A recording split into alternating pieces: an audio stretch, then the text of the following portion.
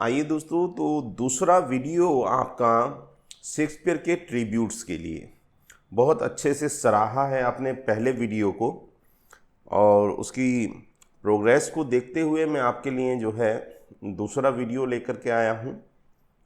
तो इसमें हम और भी जो इम्पोर्टेंट कोट्स हैं, ट्रिब्यूट्स हैं, क्रिटिसिज्म हैं शेक्सपियर के लिए, उसको हम कवर करेंगे।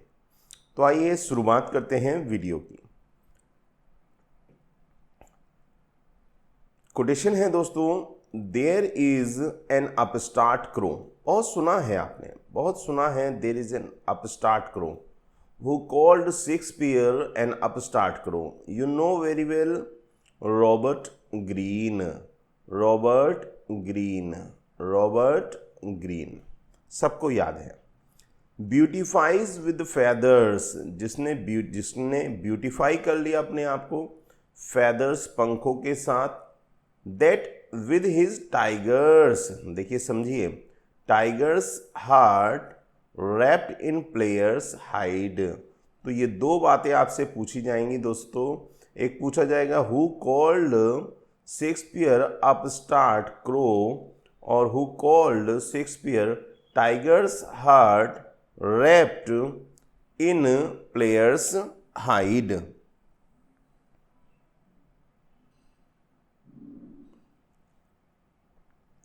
तो दोस्तों ये एक फेमस वर्क है रॉबर्ट ग्रीन का, और जहाँ तक मैं समझता हूँ रॉबर्ट ग्रीन ही पहले क्रिटिक के रूप में जाने जाते हैं शेक्सपियर के। तो उन्होंने एक वर्क लिखा है दोस्तों, उन्होंने एक वर्क लिखा है द ग्रॉट्स वर्थ ऑफ विट। उस वर्क में इन्होंने ये बात कही है।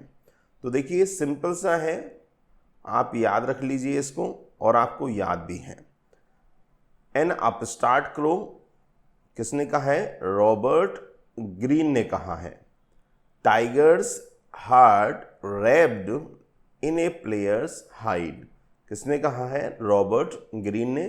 किस वर्क में कहा है? द ग्रॉट्स वर्थ ऑफ विट में। आइए आगे चलते हैं।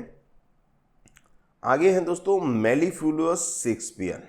शेक्सपियर को कहा गया है mellifluous, mellifluous Shakespeare, whose enchanting quill command mirth और पैसन was but will। तो देखिए दोस्तों शेक्सपियर को मेलिफुलस शेक्सपियर किसने कहा है? क्वेश्चन बन जाता है हु कॉल्ड शेक्सपियर मेलिफुलस शेक्सपियर। तो सबसे पहले आपको याद कराता हूं किसने कहा है? थॉमस हेवुड ने कहा है, थॉमस हेवुड ने। अब कैसे आप इसको याद रखेंगे? देखिए दोस्तों ये वाला कोट आपको याद होगा, नहीं याद हो तो अपनी तरफ से इसको आप याद कर लीजिएगा, ठीक है। देखिए मेलिफुलस का मतलब क्या होता है, पहले इसको समझ लीजिए। जब आप ये समझ लेंगे तो कोटेशन आपको अपने आप ही याद हो जाएगा। मेलिफुलस का मतलब होता है दोस्तों मधुर। क्या होता है? मधुर,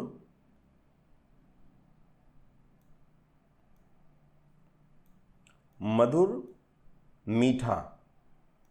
तो अब मधुर से ही हम ले लेते हैं दोस्तों, ये शब्द आया है इसमें मधु, और मधु कहते हैं शहद को। और शहद कहाँ पर लगता है दोस्तों? जनरली ये वुड है, वुड पेड़ों पर, जंगलों में लगता है। पेड़ों पर, जंगलों में मधुमक्खियाँ जो हैं वो अपने शहद के छत्ते लगाती हैं। तो इसी तरह आप इसको याद रखिएगा, हु कॉल्ड शेक्सपियर मेलिफुलस, मधुर, मीठा, सौम्य। शेक्सपियर किसने कहा है? हेवुड ने कहा है, क्योंकि जो मधु है वो जंगलों में होता है। आगे चलते हैं, बहुत ही इंपॉर्टेंट कोट है। Whenever I am asked, जब कभी भी मुझसे पूछा गया, Who is the playwright who has influenced you, कि तुमको सबसे ज़्यादा प्रभावित किस लेखक ने किया है? आई से मैंने कहा शेक्सपियर। हमेशा ही जब भी मुझसे पूछा गया कि तुम्हें सबसे ज़्यादा प्रभावित किस लेखक ने किया है, तो मैंने कहा शेक्सपियर ने। ये किसने कहा है दोस्तों? ग्रीश कर्नाड ने कहा है दोस्तों, ग्रीश कर्नाड ने।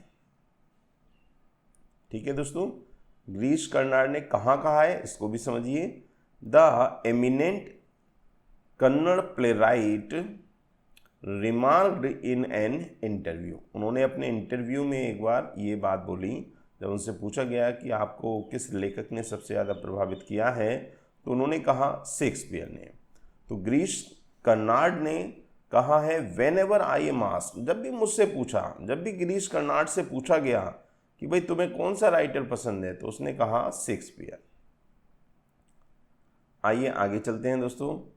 ही इज़ ए यूनिवर्सल पोएट, अब कहें तो दोस्तों लॉन्ग का, WJ लॉन्ग का अभी तक कोई भी कोट TGT के एग्ज़ाम में तो नहीं आया है, और जब आप अरोरा साहब की बुक पढ़ेंगे तो आपको पता लगेगा कि बहुत सारे कोट्स WJ लॉन्ग से हैं, तो उनको ज़्यादा पढ़ने का कोई बहुत ज़्यादा फ़ायदा नहीं है। कुछ इंपॉर्टेंट कोट हैं, जैसे कि एक ये है, he is a universal poet, उन्होंने शेक्सपियर को एक यूनिवर्सल पोएट कहा है।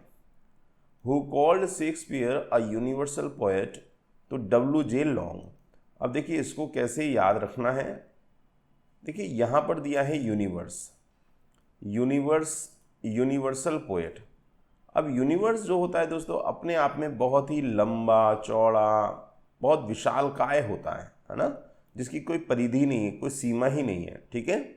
तो he is a universal poet, ये शेक्सपियर को कहा है, किसने कहा है, लॉन्ग ने। आगे, Shakespeare has no heroes but only heroines, बहुत ही फेमस कोट है दोस्तों, बहुत ही फेमस कोट है दोस्तों, ध्यान रखिएगा। इसके बाद एक वीडियो मैं और प्रोवाइड करूंगा आपको, जिसमें जितने भी इम्पॉर्टेंट वर्क हैं शेक्सपियर से रिलेटेड, वो वर्क मैं आपको नोट कराऊंगा, उनको आप नोट करिएगा, वीडियो देखिएगा और लर्न कर लीजिएगा दोस्तों, क्योंकि कई बार जो राइटर हैं उन पर आधारित जो वर्क हैं वो भी पूछ लिए जाते हैं। तो Shakespeare has no heroes but only heroines, ये हम पहले भी पढ़ चुके हैं, फिर से एक बार समझ लेते हैं। जैसा कि आपको मालूम है, जॉन रस्किन दिया है, जॉन रस्किन, और मैंने आपको बताया था कि शेक्सपियर के पास हीरोज़ तो हैं ही नहीं, वास्तविक हीरो है ही नहीं, उसका जो सारा टैलेंट है वो उसकी हीरोइंस में है। और देखिए रस के कमर, मैंने यहाँ पे एक सॉन्ग का नाम लिख दिया है, रस के कमर, आपको याद भी हो गया होगा। रस के कमर गाने पे डांस कौन करेंगी, हीरोइंस करेंगी। हाँ, रस के कमर से रस्किन, देखिए ध्यान दीजिएगा। चलिए आगे बढ़ते हैं। And there are Ben Jonson and William Shakespeare in wit combat. Sure enough, Ben, bearing down like a mighty Spanish warship, fraught with all learning and artillery, Shakespeare whisking away from him, whisking right through him, outward the big bulk and timbers of him, like a miraculous celestial light ship woven all of sheet lightning and sunbeams। तो देखिए दो शब्द हैं दोस्तों इसमें, जिनको मैं पूरी कोट से आपको कनेक्ट करवाना चाहता हूँ। एक तो है मिरेकुलस, लाइक ए मिरेकुलस चमत्कार, लाइक ए मिरेकुलस। दूसरा है दोस्तों विट कॉम्बैट को आप ध्यान रखिएगा, झगड़े को आप ध्यान रखिएगा, फाइट को आप ध्यान रखिएगा। कॉम्बैट का मतलब होता है लड़ाई, फाइट। तो मिरेकुलस और कॉम्बैट। अब ये कहा किसने दोस्तों, ये कहा है थॉमस कार्लाइल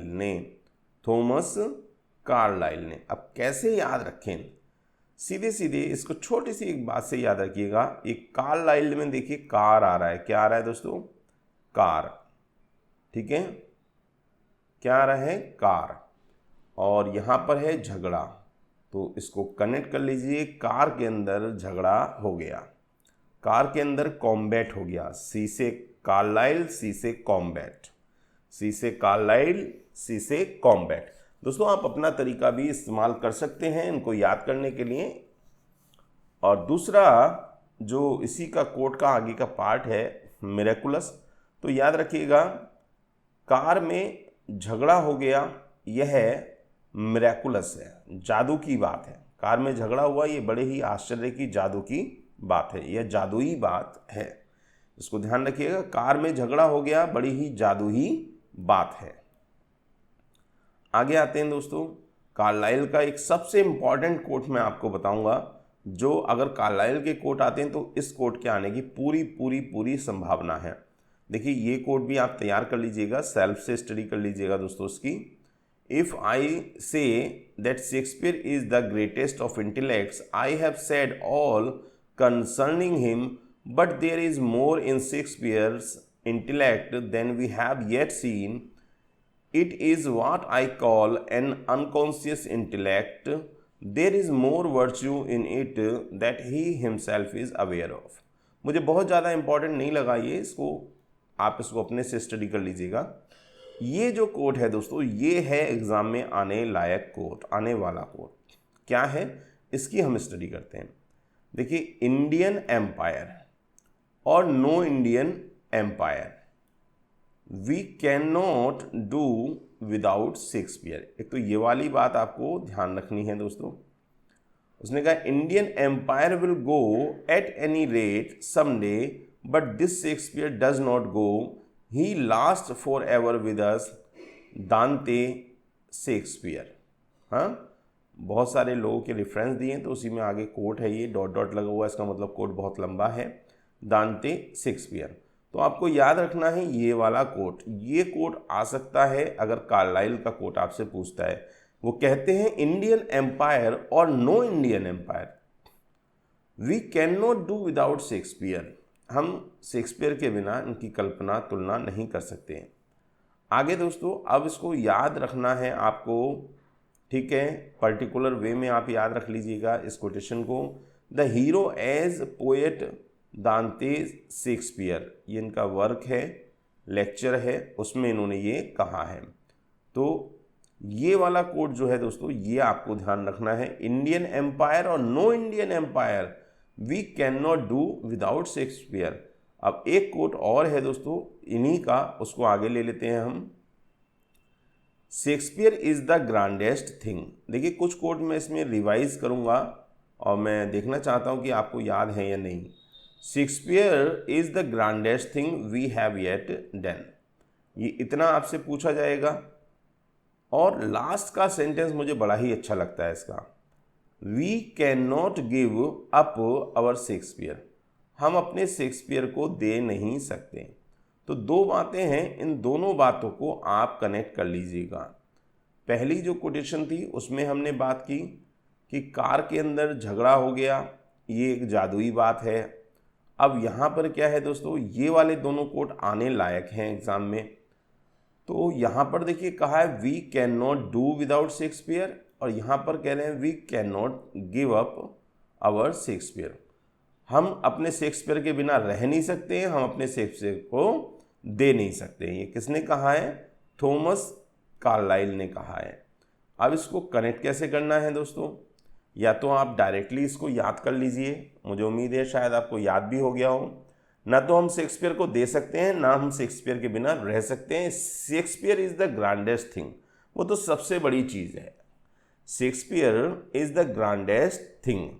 फिर से सुनिए, शेक्सपियर के बिना ना हम रह सकते हैं, ना हम शेक्सपियर को किसी को दे सकते हैं। शेक्सपियर जो है वो सबसे बड़ी चीज़ है हमारे लिए, ठीक है। इस तरह आप याद कर लीजिए। अब देखिए तीनों बातें इसमें आ गई। क्या? We can not do without Shakespeare, यानी कि हम शेक्सपियर के बिना नहीं रह सकते। We can not give up our Shakespeare, हम अपने शेक्सपियर को छोड़ नहीं सकते। क्यों नहीं छोड़ सकते? Shakespeare is the grandest thing, Shakespeare जो है वो हमारे लिए सबसे बड़ी चीज़ है। तो ये किसने कहा है? थॉमस कार्लाइल ने कहा है। अब इसको कैसे याद करना है, आप चाहें तो अपने इसी तरीके से नॉर्मली आपको याद हो गया होगा, वरना सीधे सीधे आप एक बात कह लीजिए।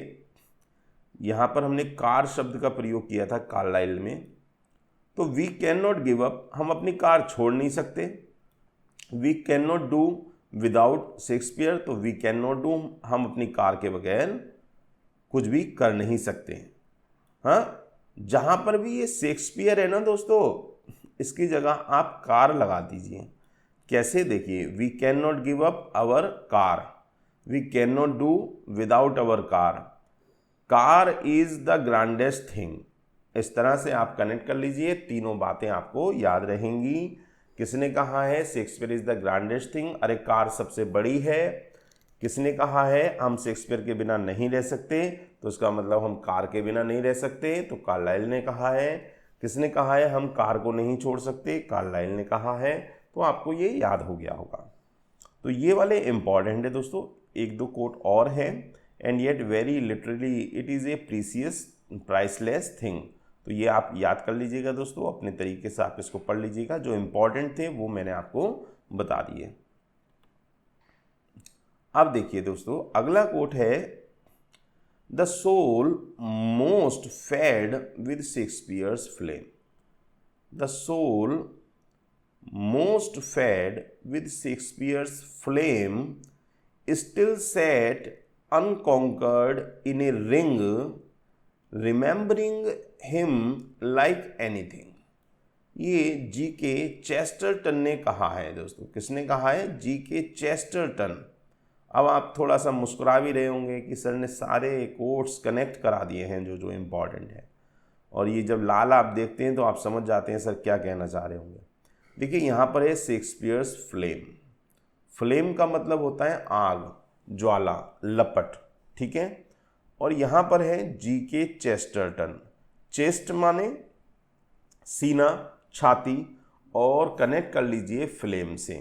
जब किसी व्यक्ति को आग में जलाया जाता है तो उसकी बॉडी का हर पार्ट जो है आग में जल जाता है, जैसे चेस्ट। तो कनेक्ट कर लीजिए शेक्सपियर्स फ्लेम और चेस्ट, इसको आप कनेक्ट करिए, आपको और आसानी से याद हो जाएगा। चलिए आगे बढ़ते हैं। It is sometimes suspected that the enthusiasm. दोस्तों कुछ लोग वीडियो पहली बार देख रहे होंगे तो उनको ये बता दूं, यहाँ पर जो भी कोटेशंस के रेफरेंस में दे रहा हूँ आपको समझाने के लिए, जो उदाहरण दे रहा हूँ, जो बात बोल रहा हूँ, उसका वास्तविक एक्सप्लेनेशन से कोई लेना देना नहीं है। ठीक है दोस्तों, ध्यान रखिएगा। ये केवल मैं आपको याद कराने के लिए इन शब्दों का मैं प्रयोग करता हूँ। It is sometimes suspected that the enthusiasm for Shakespeare's work shown by some students is a fiction or a fashion। देखिए इतना कोट आपसे पूछा जा सकता है, इसको ध्यान से आप याद रखें। ये यहाँ तक का कोट आपसे पूछा जाएगा। ठीक है दोस्तों, क्या है? It is sometimes suspected that the enthusiasm, की जो उत्साह है, for Shakespeare's work, for Shakespeare's work shown by students, जो स्टूडेंट्स के द्वारा देखा गया, इज ए फिक्शन, वो फिक्शन है, और ए फैशन, एक दौर है, एक फैशन है। ठीक है, आगे है दोस्तों, इट इज नॉट सो, ऐसा वास्तव में नहीं है, the justification of that enthusiastic admiration. तो दोस्तों यहाँ पर आपको जगह जगह पे एंथुजियाज्म शब्द मिल रहा है, जिसका मतलब होता है उत्साही, करेजियस। एंथुजियास्टिक एडमायरेशन, एडमायर, ये देखिए, तो एंथुजियाज्म, एंथुजियास्टिक, एडमायर आपको देखने को मिल रहा है। तो चलिए हम क्यों ना इसकी एडमायर कर देते हैं। जॉर्ज डासन ने ये कहा है। किसने कहा है? जॉर्ज डासन ने। जॉर्ज डासन में दोस्तों आपको दिखाई दे रहा होगा अब बिल्कुल स्पष्ट रूप से क्या लिखा है यहाँ पर, सन। और बस आपको इतना सा कहना है कि बेटा बहुत ही उत्साही है, बेटा बहुत ही एंथुजियास्टिक है, हाँ, बेटा बहुत ही एंथुजियाज्म से भरा हुआ है। ठीक है, एंथुजियाज्म। तो जॉर्ज डासन को आप कनेक्ट करेंगे सन के साथ, डासन। ठीक है, सन माने बेटा, बेटा बहुत ही एंथुजियास्टिक है। क्लियर? चलिए आगे चलते हैं। If I would compare Johnson with Shakespeare I must acknowledge him the more correct poet, but Shakespeare is the greater wit. देखिए, मैंने आपको बताया था कि जब भी कंपैरिजन करते हुए शेक्सपियर के साथ शेक्सपियर को महान बताया जाए तो वहाँ पर जॉन ड्राइडन होगा। ठीक है, तो इसको याद रखिएगा, वही तरीका है, ये दोनों से कंपैरिजन है और शेक्सपियर को ग्रेटर विट बताया जा रहा है। आगे चलते हैं दोस्तों। देखिए, एक कोट है। इतने बड़े कोट एग्जाम में तो अभी तक नहीं आए हैं, लेकिन दोस्तों कई बार ना उनके पार्ट आ जाते हैं। और दूसरी इंपॉर्टेंट बात ये, हम रिस्क क्यों लें? जब हम कर सकते हैं किसी चीज़ को तो हम रिस्क क्यों लें? हम अपनी पूरी तैयारी के साथ एग्ज़ाम में जाएंगे। हम नेगेटिव जो हमारा नंबर काट सके वो क्वेश्चन हम छोड़ेंगे ही नहीं। तो ऐसी तैयारी के साथ एग्ज़ाम में जाने वालों का ही सिलेक्शन होता है, क्योंकि जो इजी है दोस्तों वो तो सब कर लेंगे। असली हीरो वो है जो टफ है या जिसको कम लोग कर पाएंगे उसको वो करके आए एग्ज़ाम के अंदर, तो उसका नंबर औरों से ज़्यादा या औरों से अच्छी कंडीशन में रहता है। दूसरी बात, कई बार कुछ बच्चे गलतियां करते हैं दोस्तों कि वो टफ के चक्कर में पड़ जाते हैं और इजी को छोड़ देते हैं।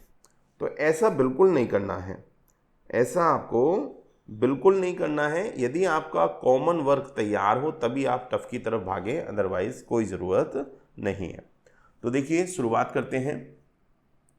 The modern democrat perhaps will often find it in a form which at first sight is distasteful to him. Shakespeare, अब यहां से पढ़िएगा, Shakespeare's whole reading of history is aristocratic. आपसे बस इतना दे दिया जाएगा और पूछा जाएगा कि ये किसने कहा है। Shakespeare's whole reading of history is aristocratic. हाँ, अब देखिए, इसको सिंपल तरीके से आपको याद करा दूंगा। एरिस्टोक्रेटिक क्लास, एरिस्टोक्रेट का मतलब होता है, आपको मालूम है, पैसे वाले लोग, ऊंचे लोग, हाँ, शाही लोग। अब शाही लोग क्या करते हैं दोस्तों, जो इस तरह के लोग होते हैं वो क्या करते हैं, अर्नेस्ट डी सेलिनकोर्ट ने ये कहा है। तो अर्नेस्ट में देखिए अर्न करना आ रहा है, अर्न का मतलब होता है कमाना। और एरिस्टोक्रेटिक लोग जो होते हैं, शाही लोग जो होते हैं, वो पैसे पर बहुत ज़्यादा ध्यान देते हैं और वो हमेशा कमाने में लगे रहते हैं। तो अर्नेस्ट डी सेलिनकोर्ट ने कहा है Shakespeare's whole reading of history is aristocratic. अगर आप अपने से याद कर सकते हैं तो बहुत अच्छी बात है, अदरवाइज इस तरीके से आप इनको याद कर लीजिएगा। चलिए आगे बढ़ते हैं। अब बहुत ही इंपॉर्टेंट कोट्स आएंगे दोस्तों, बहुत ही इंपॉर्टेंट कोट्स आएंगे। देखिए, एक कोट ये है, nor subsequent centuries could hit orbit and sum of Shakespeare's wit.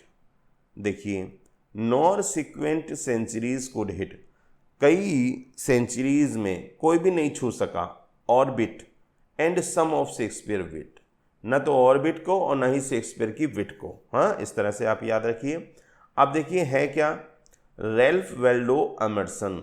तो अब मैं यहाँ पर आपसे पूछूंगा कि रैल्फ वेल्डो एमर्सन का हमने कौन सा कोट पढ़ा था, हमने क्या आपको बताया था एमर्सन के बारे में। तो आपको याद होगा 1, फिर से याद दिलाता हूँ, 2, 3, 4, 5, 6 और 7। तो आपको ध्यान होगा 7 स्टार वाला मैंने कोटेशन एक आपको याद कराया था और मैंने कहा था याद रखिएगा एमर्सन को स्टार के साथ, तारों के साथ। हाँ, तो अब देखिए ऑर्बिट की बात आ रही है दोस्तों। ऑर्बिट जो होता है उसमें सभी अपनी अपनी कक्षा में, सभी तारे, सभी ग्रह अपनी अपनी कक्षा में होते हैं। तो वहीं से आप इसको कनेक्ट कीजिए एमर्सन को 7 स्टार के साथ, ऑर्बिट के साथ। हाँ, तो बड़ी ही आसानी से आपको ये वर्क, ये कोट याद हो जाएगा। Nor subsequent centuries could hit orbit and sum of Shakespeare's wit. तो एमर्सन का संबंध हमने 7 स्टार से जोड़ा था, क्योंकि इससे पिछली कोटेशन में 7 स्टार आया था और यहाँ पर ऑर्बिट आया है। तो दोनों ही कोट किसके हैं दोस्तों, एमर्सन के हैं। चलिए और आगे चलते हैं, थोड़ा सा और आगे बढ़ते हैं। When Shakespeare is charged when Shakespeare is charged with debts to his authors. Lender replies, yes, yet he was more original than his originals. He breathed upon dead bodies and brought them into life. देखिए दोस्तों, बहुत ही अच्छा coat है ये, जो यहाँ से ये वाक्य बन रहा है, he breathed upon dead bodies. Breathed upon dead bodies, उसने डेड बॉडीज के ऊपर सांस ली, and brought them into life, और उनको वापस एक जीवन प्रदान कर दिया। तो देखिए दोस्तों, यहाँ पर क्या आ रहा है, डेड बॉडीज। इससे कनेक्ट कीजिए, बस आपको कनेक्ट करके ही ये याद रहेंगे। रट्टाफिकेशन आप करेंगे तो एग्ज़ाम में आप कंफ्यूज हो जाएंगे, आते हुए क्वेश्चन को गलत कराएंगे, क्योंकि अगर आपने कनेक्ट किया हुआ है तो चीज़ देखते ही आपको याद आ जाएगा। जब हम प्रैक्टिस करेंगे फाइनल वीडियो में, तब आप देखिएगा कि आपको ये याद है या नहीं। डेड है, डेड बॉडीज, और देखिए यहाँ क्या है, एमरसन, एमरसन, डेड बॉडीज और एमरसन में मर आ रहा है दोस्तों, एमरसन। हाँ, 7 स्टार से हमने जोड़ा था इसको, यहाँ पर हम जोड़ रहे हैं डेड बॉडीज और मरसन से। हाँ, he breathed upon dead bodies and brought them into life, उसने उनको जीवन प्रदान कर दिया। इतनी सजीवता से उसने रचना अपनी लिखी है कि जो मृत चीज़ें हैं वो भी सजीव प्रतीत होती हैं। तो रैल्फ वाल्डो एमरसन, ये वही कोट है दोस्तों, ठीक है। दोनों कोट एक साथ हैं। He breathed upon dead bodies and brought them into life, nor subsequent centuries could hit orbit and sum of Shakespeare wit. तो दोस्तों ध्यान रखिएगा, अलग अलग भी आपसे पूछा जा सकता है। तीनों पॉइंट मैंने आपको बता दिए हैं। चलिए आगे बढ़ते हैं दोस्तों। The remarkable thing about Shakespeare is that he is really very good, in spite of all the people who says he is very good. बहुत ही अच्छा है। देखिए क्या कहा गया है, द रिमार्केबल थिंग, जो सबसे स्मरणीय बिंदु है अबाउट शेक्सपियर, शेक्सपियर के बारे में, इज दैट, वह है कि he is really very good, वह वास्तव में बहुत अच्छा है। इन स्पाइट ऑफ, इसके बावजूद कि जो लोग उसको कहते हैं कि वह अच्छा है। तो सीधा अर्थ हो गया इसको, लोग जो कहते हैं कि वह अच्छा है, उसकी तुलना में यह कहना ज़्यादा सही है कि वह बहुत अच्छा है या वह वास्तव में अच्छा है। तो रॉबर्ट ग्रेव्स ने यह कहा है दोस्तों, रॉबर्ट ग्रेव्स ने। तो इसको आप कनेक्ट करेंगे कैसे, इस तरह से आप कनेक्ट कर लें।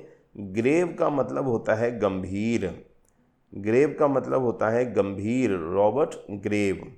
और एक गंभीर व्यक्ति ने ही ये बात कही है क्या, कि जो दुनिया वाले कहते हैं से शेक्सपियर अच्छा है, अरे वो अच्छा नहीं, वो वास्तव में अच्छा है। तो बड़ी गंभीरता के साथ रॉबर्ट ग्रेव ने ये कह दिया कि शेक्सपियर केवल अच्छा ही नहीं है बल्कि वास्तव में बहुत अच्छा है। चलिए आगे नेक्स्ट कोटेशन पे जाते हैं दोस्तों। बहुत मज़े का कोटेशन है, बहुत मज़ा आया मुझे जब मैं इसको सोच रहा था कि कैसे मैं आपको इसको याद कराऊंगा।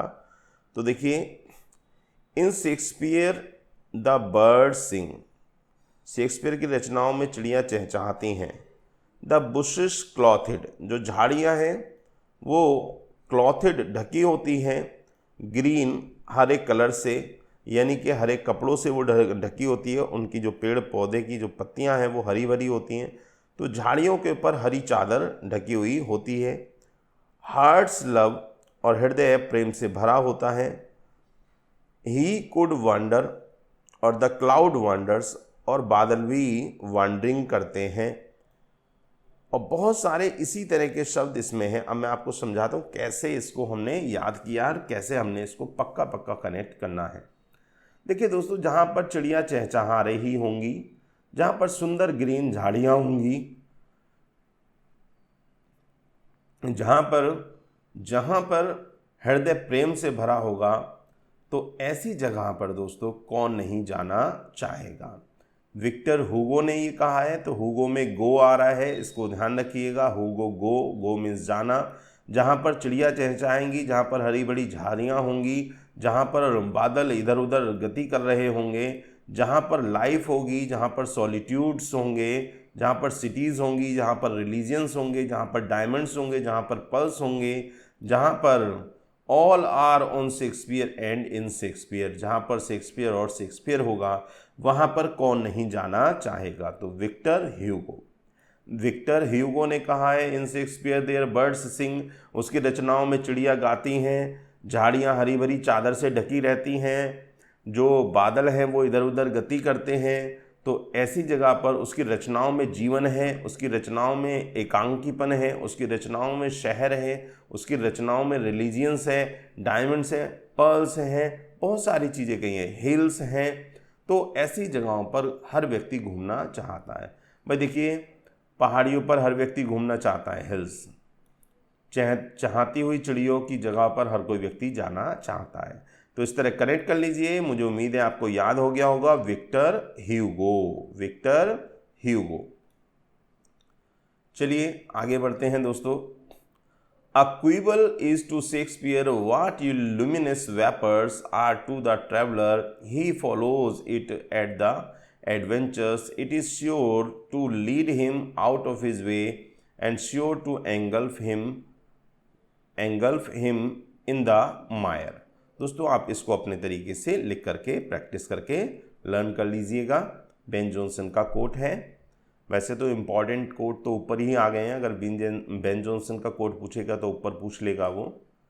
आगे बढ़ते हैं जो दोस्तों, हमने पहले भी इसको कनेक्ट किया था, अब फिर से इसको कनेक्ट करेंगे। That fact is Shakespeare was not sectarian, he pleaded nobody's mission, he stated nobody's cause, he has written with a view to be a mirror of things as they are. देखिए पहले quotation को समझिए।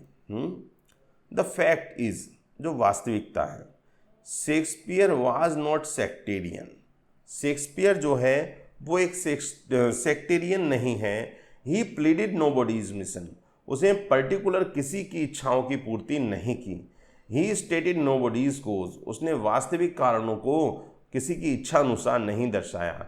ही has written with a view, उसने तो केवल लिखा, with a view, एक दृष्टिकोण से, टू बी अ मिरर, एक शीशे के रूप में, एक आईने के रूप में, ऑफ थिंग्स, वस्तुओं के, चीज़ों के, एज दे आर, जैसी वो हैं। मीन्स इस टू से शेक्सपियर ने किसी भी चीज़ को बढ़ा चढ़ा करके उस तरह से प्रस्तुत नहीं किया, बल्कि जो जैसी चीज़ें हैं, जैसा समाज है, उसको वैसे ही दिखाया है। तो ये बात दोस्तों ये भी कही है जॉर्ज डॉसन ने, और इससे पिछली कोट में हमने आपको कहा था कि सन जो है वो बड़ा ही एंथुजियास्टिक है, एंथुजियाज्म से भरा हुआ है, उत्साह से भरा हुआ है। अब यहाँ पर भी कुछ ऐसा ही देखने को मिलता है दोस्तों। कैसे? देखिए, बेटा कहता है कि सच्चाई ये है कि शेक्सपियर ने किसी की इच्छा के अनुसार नहीं लिखा, शेक्सपियर ने किसी को खुश करने के लिए नहीं लिखा, शेक्सपियर ने बढ़ाने चढ़ाने के लिए नहीं लिखा, परंतु शेक्सपियर ने तो वही लिखा जो वास्तविकता में दुनिया में है। He has रिटिन with a view, उसने उस दृष्टिकोण से लिखा जिसमें चीज़ों को आईने के रूप में, आईने के समक्ष दिखाया जाए। मतलब उतना ही स्पष्ट जितनी की वो हैं, उतनी ही वास्तविक जितनी वो हकीकत में दिखाई देती हैं। किसने कही ये बात? ये बात डॉसन ने, यानी बेटे ने बताई है। चलिए दोस्तों आगे बढ़ते हैं, अगला कोट ले लेते हैं।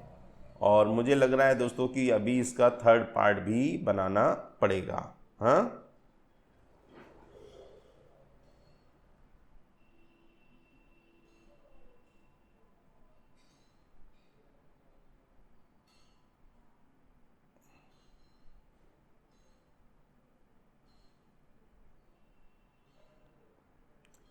तो दोस्तों इससे ये वाले कोट तक ही हम इसको स्टॉप करेंगे दोस्तों, इसको यहीं पर रहने देंगे। एकदम से बहुत सारी चीज़ें आपको परेशान ना करें, इसलिए मैं उनको एक साथ नहीं देना चाहता हूँ। तो इतना ही आप तैयार कीजिएगा। और इसके बाद दोस्तों बहुत ही इम्पॉर्टेंट कोट्स हैं, बहुत ही इम्पॉर्टेंट कोट्स हैं जो एग्ज़ाम में आने वाले हैं। तो अगले वीडियो में मैं पूरी कोशिश करूँगा इसको फाइनल करने की। तो मिलते हैं अगले वीडियो में, तब तक के लिए नमस्कार। Thank you so much.